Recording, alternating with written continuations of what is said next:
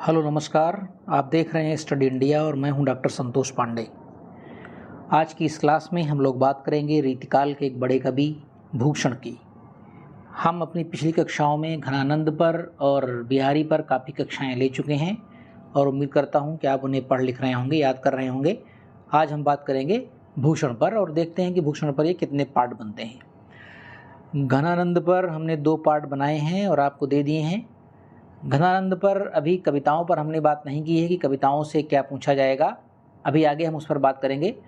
फिलहाल पहले हम भूषण को ले रहे हैं, फिर भूषण और घनानंद की कविताओं पर हम अगली वीडियोज़ में उस पर बात करेंगे।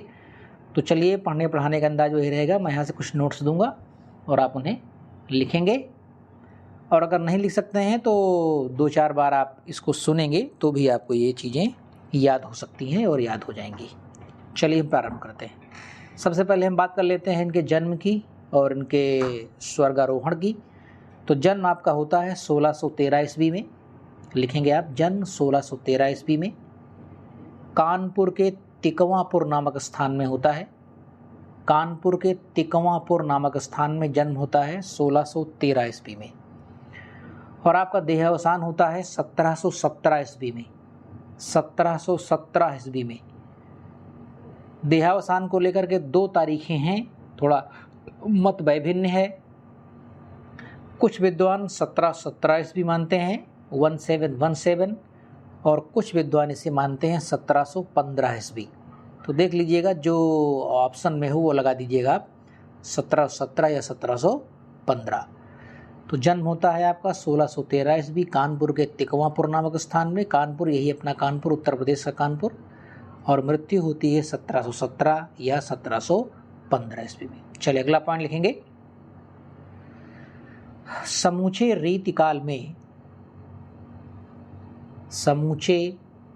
रीतिकाल में भूषण का व्यक्तित्व सबसे अलग और विशिष्ट है।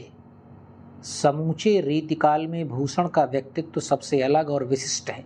यानी क्वेश्चन आपसे ये पूछा जाएगा कि इस पूरे रीतिकाल में सबसे अलग आदमी कौन सा है, और उसमें फिर 4-5 आपको नाम दिए जाएंगे।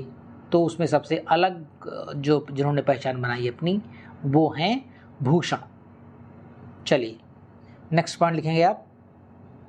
अब यहीं पर हम बात कर लें कि अलग व्यक्तित्व आखिर है क्यों। अलग व्यक्तित्व इस मायने में है कि आप जानते हैं कि रीतिकाल के प्रायः जितने भी कवि हैं उनमें बहुत सारे कवि हैं जिन्होंने आचार्यत्व की भूमिका का निर्वहन किया है, यानी उन्होंने रीति निरूपण किया है। रीति निरूपण से तात्पर्य है कि उन्होंने काव्यांगों का परिचय दिया और उनके उदाहरण दिए। जैसे मान लीजिए कि अलंकारों का परिचय दे रहे हैं तो अलंकारों की पहले परिभाषा लिखी, फिर उसके उदाहरण दिए। तो उदाहरण देने में रीतिकाल के 99% कवियों ने श्रृंगारिक प्रवृत्ति का सहारा लिया। यानी जैसे मान लीजिए कि अनुप्रास अलंकार के बारे में वो बात कर रहे हैं अपने रीति ग्रंथों में। रीति निरूपण करते वक्त, आचार्यत्व की भूमिका का निर्वहन करते वक्त अगर कोई कवि अनुप्रास अलंकार के बारे में बात कर रहा है, यमक अलंकार के बारे में बात कर रहा है, छंद के बारे में बात कर रहा है, किसी के भी काव्यांग के बारे में बात कर रहा है, तो वो हम अनुप्रास का उदाहरण ले रहे हैं। तो मान लीजिए कि अनुप्रास की उसने पहले परिभाषा दी, फिर उसके उदाहरण देते थे, यही काम था। तो उदाहरण के रूप में रीतिकाल के 99% कवियों ने श्रृंगारिक उदाहरण देने की प्रवृत्ति अपनाई थी। ये सामान्य प्रवृत्ति थी, लेकिन भूषण ने इस सामान्य प्रवृत्ति को तिरस्कृत करके एक नई प्रवृत्ति को जन्म दिया। और वो नई प्रवृत्ति क्या थी कि उदाहरण के रूप में इन्होंने वीर रस से युक्त राज प्रशस्तियों को प्रस्तुत किया।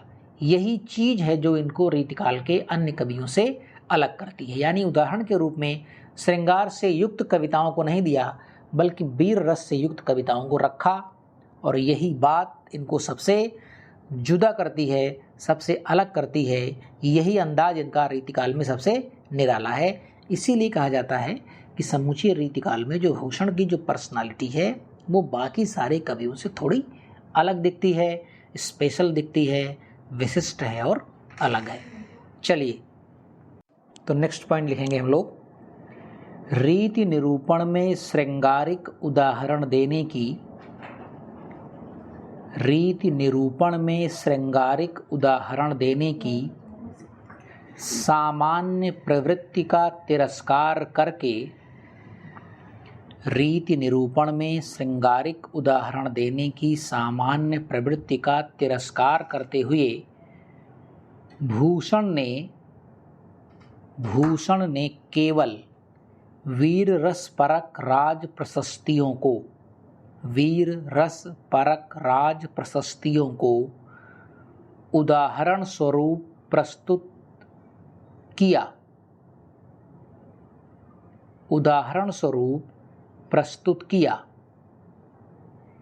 इस मायने में रीति युग के आचार्यों में भूषण का नाम सबसे पहले लिया जा सकता है। इस मायने में रीति युग के आचार्यों में भूषण का नाम सबसे पहले लिया जा सकता है। चलिए नेक्स्ट पॉइंट लिखेंगे। इनके पिता का नाम रत्नाकर त्रिपाठी था। इनके पिता का नाम रत्नाकर त्रिपाठी था। नेक्स्ट पॉइंट, कहा जाता है कि चित्रकूट के राजा रुद्रशाह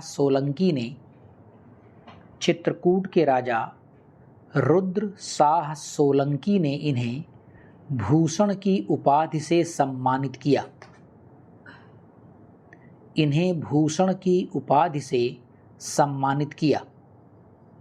नेक्स्ट पॉइंट लिखेंगे। श्रृंगार या नायिका भेद का मुख वीर रस की ओर मोड़ने का श्रेय भूषण को ही है। श्रृंगार या नायिका भेद का मुख वीर रस की ओर मोड़ने का श्रेय भूषण को ही है। नेक्स्ट पॉइंट लिखेंगे। जब समूचा रीति काव्य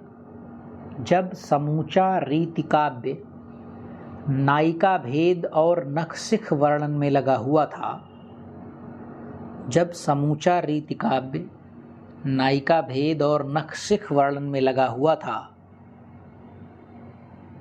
उस समय भूषण शिवाजी की प्रशस्ति का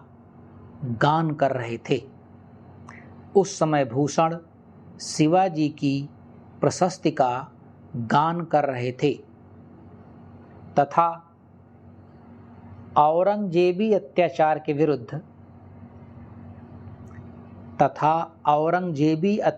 के विरुद्ध सामान्य जनमानस में अपनी कविताओं के माध्यम से क्रांति की ज्वाला जगा रहे थे। नेक्स्ट पॉइंट लिखेंगे। भूषण की प्रशस्तियां का मतलब होता है छत्रपति शिवाजी महाराज का जो उन्होंने गुणगान किया है उसको बोलते हैं प्रशस्ति। प्रशस्ति का मतलब होता है किसी का भी गुणगान करना, उसको बोलते हैं प्रशस्ति।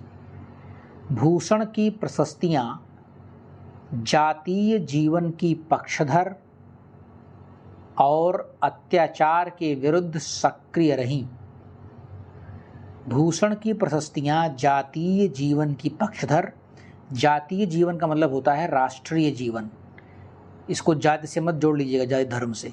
जातीय का मतलब होता है राष्ट्रीय। भूषण की प्रशस्तियां जातीय जीवन की पक्षधर और अत्याचार के विरुद्ध सक्रिय थीं।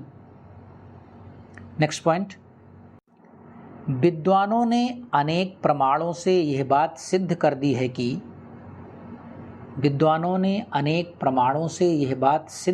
है कि चिंतामणि, मतिराम, भूषण और जटाशंकर ये चारों भाई थे और चारों कवि भी थे।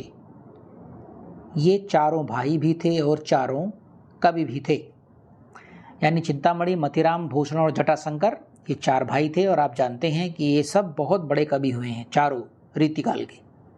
नेक्स्ट पॉइंट लिखेंगे। कहा जाता है कि चिंतामणि भूषण को औरंगजेब के दरबार में ले गए थे।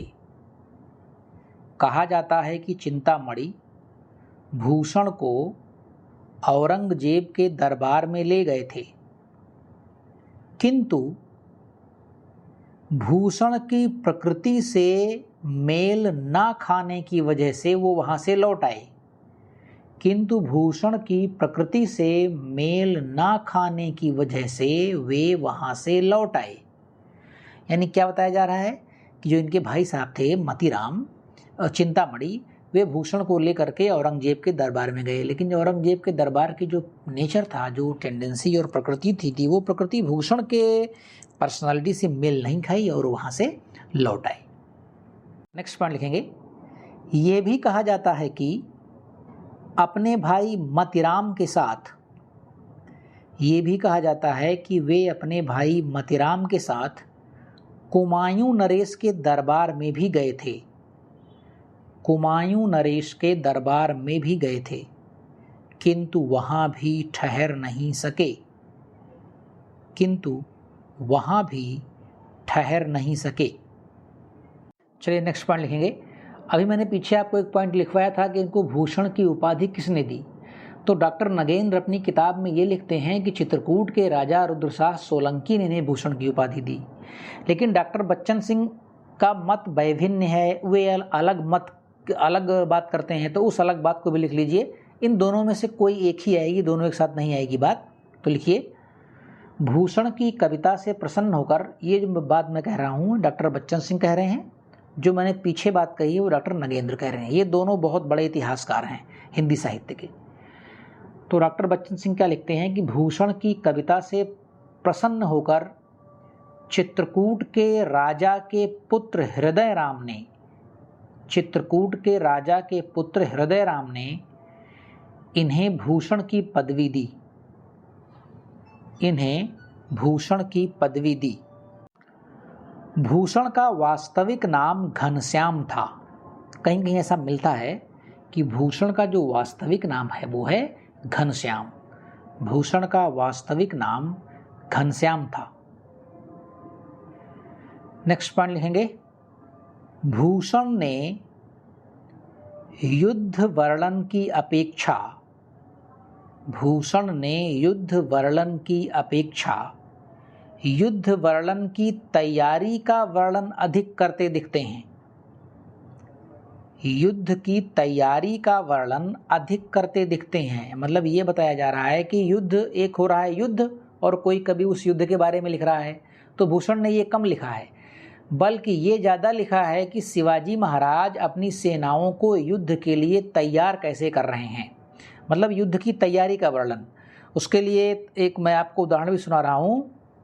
भूषण ने एक पद लिखा है कि साज चतुरंग वीर रंग में तुरंग चढ़ सरजा, शिवाजी जंग जीतन चलत हैं, भूषण भनत नाद विहद नगारन के, नदी नद मद गैबरन के रलत हैं, ऐल फैल खैल मैल खलक में गैल गैल गजन की ठेल पेल सैल उलसत हैं, तारा सो तरन धूरी धारा में लगत जिमी, धारा पर पारा पारा वार यूं हलत हैं। या इनका एक दूसरा और है इस तरह से, जिसमें युद्ध वर्णन, युद्ध की तैयारी का वर्णन करते हैं कि बाने फहराने घाराने घंटा गजन के, नाही ठहराने रावराने देश देश के, नग बहराने ग्राम नगर पराने सुनी, बाजत निशाने शिवराजजू नरेश के। तो इस तरह से भूषण ने युद्ध का वर्णन कम किया है, बल्कि युद्ध की तैयारी का वर्णन अधिक किया है। चलिए नेक्स्ट पॉइंट लिखते हैं हम लोग। नेक्स्ट पॉइंट लिखेंगे, शिवाजी के पौत्र शाहजी एवं छत्रसाल बुंदेला के राज दरबार से भी भूषण का संबंध था। यानी शिवाजी के यहाँ तो रहते ही थे, शिवाजी के जो पौत्र थे शाहजी और छत्रसाल बुंदेला का नाम सुना होगा आपने, बड़े बहादुर राजा थे ये, तो इन दोनों दरबारों से भी भूषण का संबंध बना रहा।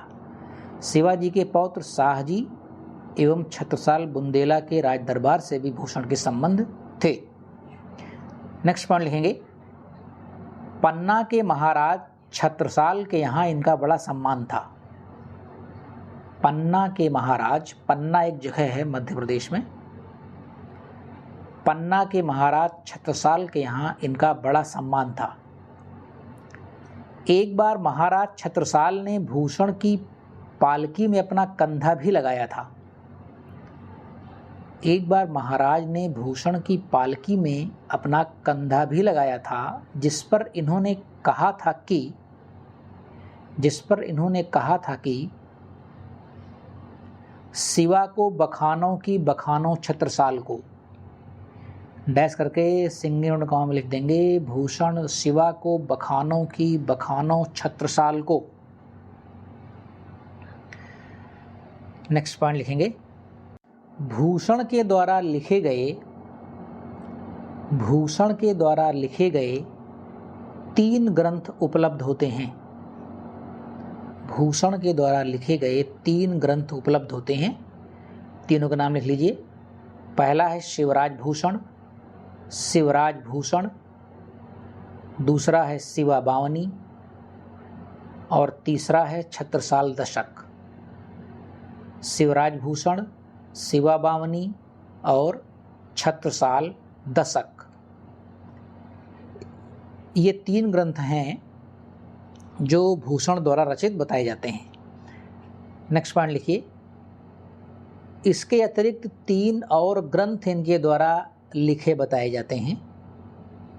इसके अतिरिक्त 3 और ग्रंथ इनके द्वारा लिखे बताए जाते हैं। इनके नाम लिखिए, भूषण उल्लास, दूषण उल्लास और भूषण हजारा। भूषण उल्लास, दूषण उल्लास और भूषण हजारा। परंतु ये तीनों रचनाएं अनुपलब्ध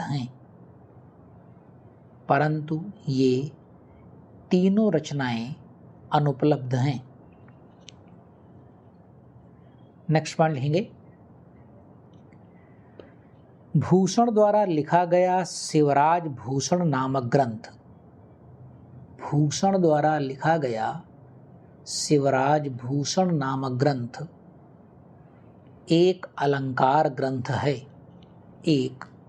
अलंकार ग्रंथ से तात्पर्य क्या है कि भूषण ने इस ग्रंथ में अलंकारों के संबंध में स्पेशल बातें कही हैं, यानी विशेष करके अलंकारों का विवेचन इसमें हुआ है।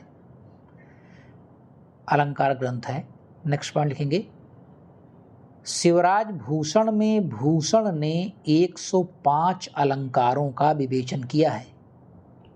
ये बहुत इंपॉर्टेंट क्वेश्चन है, कई बार बड़ी परीक्षा में पूछा जाता है कि शिवराज भूषण में कितने अलंकारों का विवेचन मिलता है, तो 105 है, 105। शिवराज भूषण में 105 अलंकारों का विवेचन मिलता है। नेक्स्ट पॉइंट लिखेंगे, भूषण का अगला ग्रंथ शिवा बावनी, भूषण का दूसरा ग्रंथ शिवा बावनी शिवाजी की प्रशंसा में लिखा गया काव्य है। शिवाजी की प्रशंसा में लिखा गया काव्य है। नेक्स्ट पॉइंट लिखेंगे, भूषण का छत्रसाल दशक नामक ग्रंथ, भूषण का छत्रसाल दशक नामक ग्रंथ छत्रसाल की प्रशंसा में लिखा गया है। छत्रसाल की प्रशंसा में लिखा गया है। इसमें 10 पद्य हैं। कितने पद्य हैं? 10, यानी 10 कविताएं हैं, 10 पद्य हैं। नेक्स्ट पॉइंट लिखेंगे, अभी हमने जो बात की शिवराज भूषण में 105 अलंकारों का जो विवेचन हुआ, निरूपण हुआ है, कभी कभी थोड़ा इसमें और गहराई से जाकर के एग्जामिनर सवाल पूछ लेता है, तो मैं उसको बता दूं, अगर मान लीजिए पूछ ही लिया जाए तो वो भी लिख लीजिए आप। शिवराज भूषण में जिन 105 अलंकारों का विवेचन हुआ है, आप लिखेंगे नेक्स्ट पॉइंट, शिवराज भूषण में जिन 105 अलंकारों का विवेचन हुआ है उसमें 99 अर्थालंकार हैं। उसमें 99 अर्थालंकार हैं, 4 शब्दालंकार हैं तथा 2 चित्र और संकर नामक अलंकार हैं। 99 अलंकार उसमें अर्थालंकार हैं, 4 उसमें शब्दालंकार हैं और 2 जो हैं उसमें एक चित्र है और एक संकर है। 2 चित्र, 2 शेष 2 हैं जो उनमें चित्र और संकर नामक अलंकार है। नेक्स्ट पॉइंट लिखेंगे, इस ग्रंथ पर जयदेव के चंद्रालोक, इस ग्रंथ पर, किस ग्रंथ पर? शिवराज भूषण पर। इस ग्रंथ पर जयदेव के चंद्रालोक और मतिराम के ललित ललाम का प्रभाव स्पष्ट रूप से दिखाई पड़ता है। इस ग्रंथ पर जयदेव के चंद्रालोक और मतिराम के ललित ललाम का स्पष्ट प्रभाव दिखाई पड़ता है। तो चलिए भूषण के बारे में हम शेष बातें अपनी अगली क्लास में करेंगे। आप फिलहाल इनको पढ़ें लिखें अच्छे से और अपनी स्मृति में इन्हें सहेज करके रखते जाएं, क्योंकि आपके एग्ज़ाम बहुत जल्द, बहुत शीघ्र एग्ज़ाम आपसे होने वाले हैं और मैं उम्मीद करता हूं कि हमारे विद्यार्थियों को 100% अंक मिल सके और ये मिलने की पूरी संभावना है। अगर आप अच्छी मेहनत करेंगे तो ये 100% नंबर आपको मिल सकते हैं। तो चलिए अगली वीडियो हमारी आपसे मुलाकात होगी, तब तक के लिए नमस्कार।